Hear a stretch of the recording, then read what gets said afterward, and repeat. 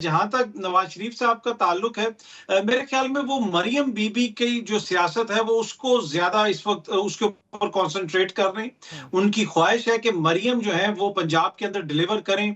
जितनी बड़ी तशहीरी मुहिम मरियम साहिबा की चलाई गई कि कराची तक से आर्टिस्ट ने वीडियोस बना के उसके ऊपर बताया कि पंजाब की आवाम को तो पता ही नहीं है, पंजाब तो इतनी तरक्की कर गया है। तो वो सारी कोशिश जो है वो ये है कि मरियम बीबी अगले 1-2 साल के अंदर डिलीवर करें और उसके बाद हुँ, फिर वो प्राइम मिनिस्टर की कैंडिडेट होंगी।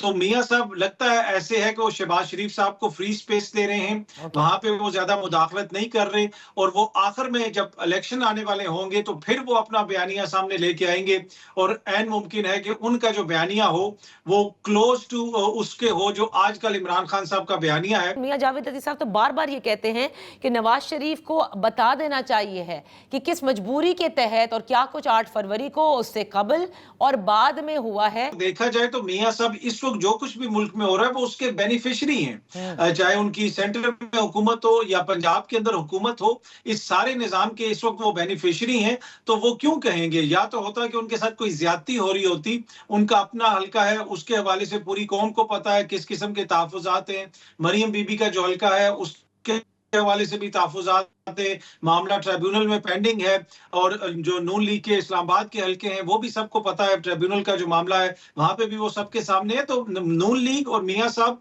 इस वक्त बेनिफिशियरी हैं। अगर कुछ अच्छा हो रहा है या बुरा हो रहा है तो वो क्यों बोल के अपने पैर पे कुल्हाड़ी मारेंगे इस वक्त।